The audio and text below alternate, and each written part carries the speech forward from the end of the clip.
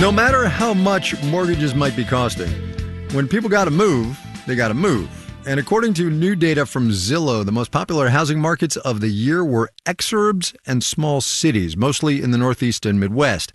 We're talking places with lower housing prices than the nearby big cities that are within long but still reasonable commuting distances. Marketplace's Samantha Fields has that one. What does it mean for a city to be popular? In this case, Skylar Olson, chief economist at Zillow, says it means places where home prices have appreciated significantly. And where do we see the most attention and traffic on Zillow.com? This year, Manchester, New Hampshire tops the list. 4 cities in Connecticut also made it, as did Allentown, Pennsylvania, and Columbia, Maryland. Really the exurban cities, right? So think of these as ones within 90 miles from, that major city core. This tracks with general trends we've been seeing for the last few years. People moving away from big metro areas and towards smaller and medium-sized cities and rural areas. Reardon Frost at the Joint Center for Housing Studies says the biggest factor for most people is cost. Affordability in general has become a nationwide issue. And so I could really see that driving people to move out, especially if they're trying to purchase a home. And the rise of remote work has made more people feel like they can move further out, says Richard Green at the USC Lusk Center for Real Estate. Work from home has changed where people want to live. And if you don't have to go into work, you can live wherever you like. But he says the ability to work from home is key if you are moving for affordability. If you don't work from home, I don't think the exurbs are particularly affordable because the cost of commuting is expensive. Especially if you have to drive a long distance. And a lot of companies are calling people back to the office, whether a few days a week or full time. And that's going to make closer in locations more popular.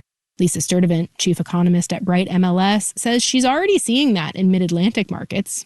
Recently, it has been the first ring suburbs of D.C. and of Philadelphia where homebuyers have been most active, which suggests to me that people are looking to be a little bit closer to the office, a little bit closer to transportation. Even if it's a little bit or a lot less affordable. I'm Samantha Fields for Marketplace.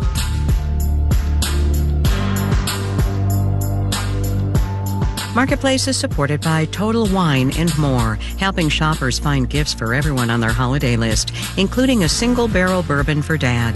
Curbside pickup and delivery offered in most areas. TotalWine.com. Drink responsibly. Be 21. And by Fortune, dedicated to empowering leaders to make intelligent business decisions and delivering unbiased reporting since 1929. Subscription options, email newsletters, and more available at Fortune.com.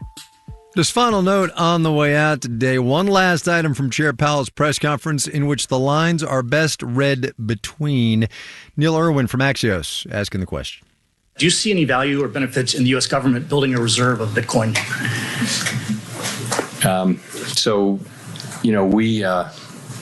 We're not allowed to own Bitcoin. The Federal Reserve Act says what we can own, and we're not looking for a law change. That's the kind of thing for Congress to consider, but we are not looking for a law change at the Fed. And there you have it. Our media production team includes Brian Allison, Jake Cherry, Justin Dueller, Drew Jostad, Gary O'Keefe, Charlton Thorpe, Juan Carlos Dorado, and Becca Weinman. Jeff Peters is the manager of media production, and I'm Kai Risdall. We will see you tomorrow, everybody.